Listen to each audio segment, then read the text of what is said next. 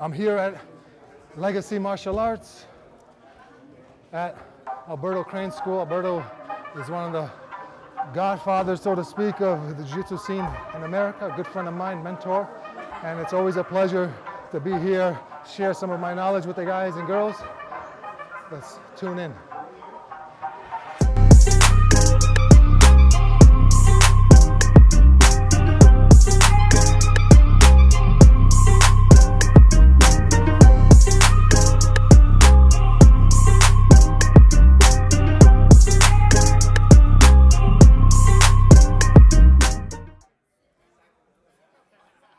Let's start with a counter to a single leg. Professor, can I use you if you don't mind for that? So let's start with just a single leg. And I'm going to go through the sequence one time here.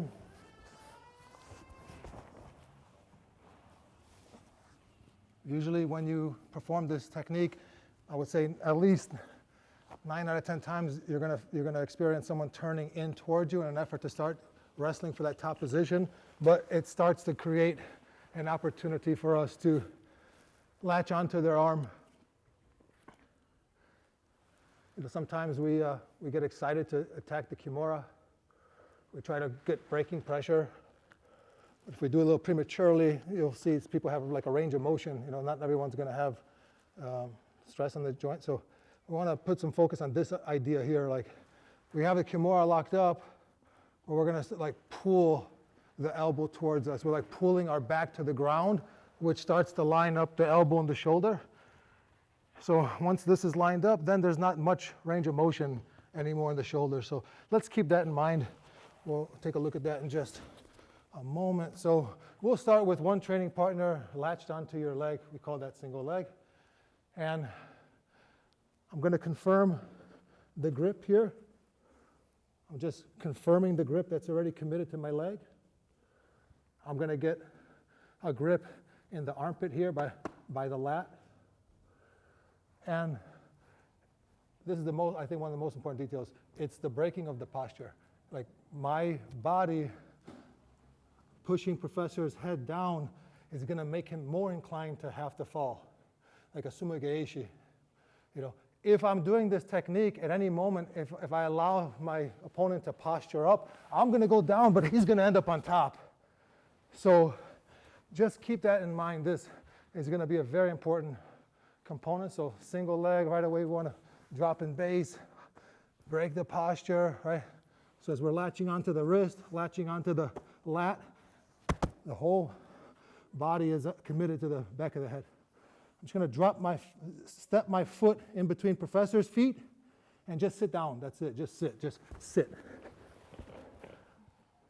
And now it's going to be a brace. I have to get my head above Professor's head. If I hit the takedown and I get a little bit lazy here, if his head goes above my head, no Kimura, no takedown. So it's a race to get our head above. Now we have top. I can start looking for some wedges here. I want to be concerned with the position, but 9 out of 10 times they're going to start turning into you. They turn in, we have our Kimura. Before you try to break the arm, just fall back. And now we're going to secure the body so it doesn't roll, and we're looking for our tap. If we're late and they roll out of this Kimura attempt, we're going to find ourselves in this Kimura trap position, which is like some damage control. We can still work from here, but you have an opportunity to finish the fight. So let's try to take that Kimura and prevent them from rolling. There's a lot of stuff I threw at you, so I'm gonna challenge you all now. When you start to partner with each other, you have to talk to each other, but no more than 3 words per movement. So I'll do it to give you an example. What 3 words best describe what's important here? Let's see, break the posture. Secure his wrist. Grab the lat.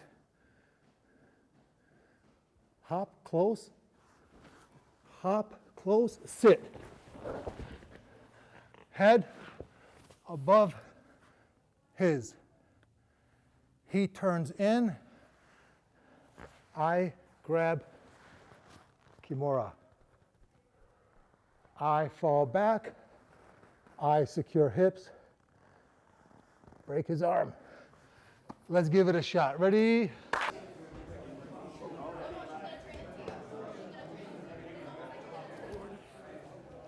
Nice, very nice. So all you're gonna do is this foot is gonna hop here and just sit down. And now, see that? See how his head popped out? That means he might not get flipped. So, very good. Like 90% there. Let's do one more time. Just one small detail is gonna be helpful. Let's go one more time. Yes, yes. Now just hop this foot here and just sit. Nice. Man, you see that was so much more powerful.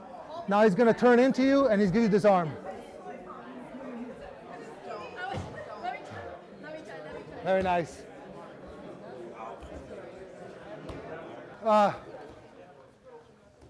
This is like a sumigaeshi style throw. Can I use you if you don't mind here? So just keep this in mind, like the more you break the posture,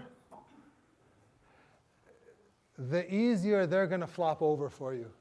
If you fail to break the posture, they're gonna end up on top. It's like you're pulling guard. It's kind of like if we're on the ground playing butterfly guard, you know, if you're pulling someone's head down, this can be very helpful when you're trying to off balance them. If their spine is upright like this, those sweeps are gonna be a little bit more challenging. So the component of like breaking their posture down is gonna help with like getting them flipped over, but also you getting closer to them. The closer you are, the more powerful the sweep is going to be. So the metric here is like, I have to put my foot in line between his 2 feet. The likelihood of him getting flopped over increases the closer your foot is, the closer your hips are, underneath their center of gravity, right? So we're breaking the posture, securing the wrist. So thank you. Right now, look how the feet, they kind of represent like a lateral balance, right? You try to push someone over here, they can stop, right?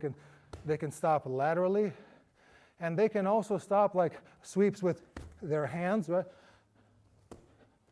So when someone's committed to a single leg, to some extent, it's at the expense of their base and balance. This hand that would potentially stop my takedown is busy. It's trying to control my leg. We're just going to confirm that, just so he can't take it back.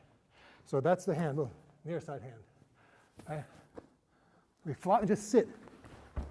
Just sit straight down. So now it's a race. My head above his. If his head gets up before mine, problematic, right?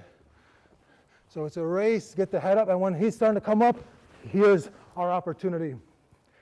I want you to get just a few more reps before we move on, but I want you to explore this. As we sit back, this is the one we just did, right?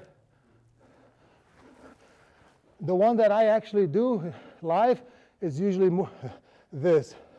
It's usually, I'm gonna try and entangle his feet here, because it's the same idea.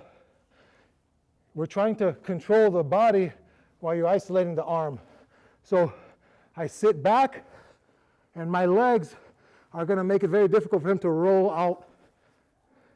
And the more my hip is like this, the stronger he feels. So before you try to break, just, and then you start to become a lot stronger here.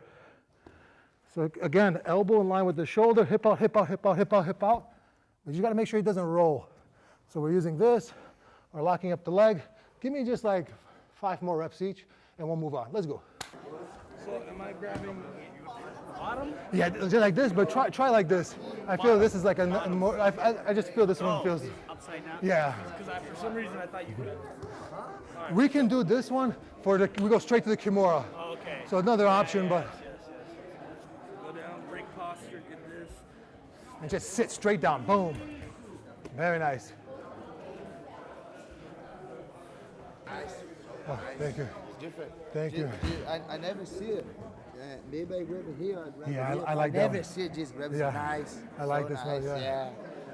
And the hook também now is so nice for the Okay. roll. Yeah. Thank you. The first time I saw this, I thought it was like very fancy. But then I saw like, oh, just sit. That's it. Just sit. Yeah. With his posture broken, and then he's gonna fall. Yeah.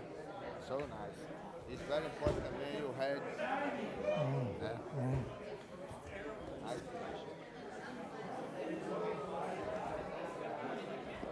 This way, as he does, I want you to configure this in a way where his head is not here. His head is going to defend the Kimura. So I want you to, this would be the ideal scenario. Let me pull your head out of this equation for a second. This. So this is your position. We're just going to have to use your legs to somehow control his body. So entangle one of his legs, you know, because what he's going to do is, for you, if you start to feel he's trying to break your shoulder, just roll over the shoulder. Roll over this right shoulder. Yeah, roll. This can start complicating your efforts. So do this to me real quick. Let me put me in that, stay right there. So, I'm sorry. Here. So right now, if I feel that you're about to break my shoulder and I roll, now the angle changed, so there's no pressure on the shoulder. Yeah. That's why it's in your best interest, entangle one of my legs. Because now I can't roll, I'm stuck. You know? Very good. Okay, time. Let's just do one quick setup. This situation, we're playing guard. I'm seated forward. If I can get my head above the guard passer's head, I'm challenging the position now. The guard passer having his head above your head is a form of control over you. So if we can simply start getting our head above their head, they have to respond. If there's no response, like they don't have much challenge to you, right? Like there has to be some response. And note that it's very difficult to try and wrestle up if you're playing with the square stance like this. So before you try to get up, let's play off one hip. Now on one hip I can get up a little bit more fluid. So this hand can be a post hand. I can collar tie, but I want to try and hit my head above his head. And the reaction usually is going to be they're going to grab onto the single leg. So your training partner is going to grab your single leg, and you're going to stand up with the single leg. Right? Head above their head, wrap up the arm, wrap up the body. So everything's starting from here now. So butterfly guard, staggered stance, post, pull, collar. Let's use the snap down, pull the head down, my head's above his head, and here we are. This is the most important detail, the connection on the posture. Because now if it's strong, you just sit down.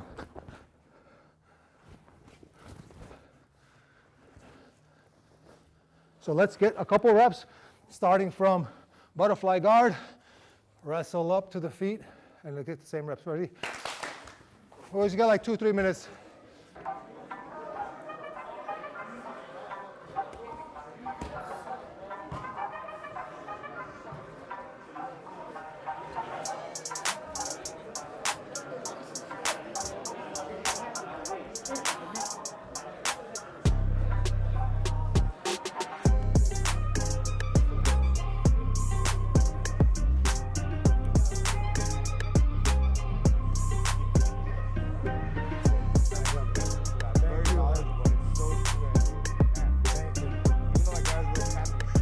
It's like a boxer, right? Like the distance management.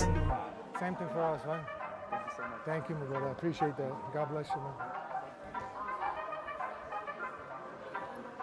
Beautiful. Oh, there we go.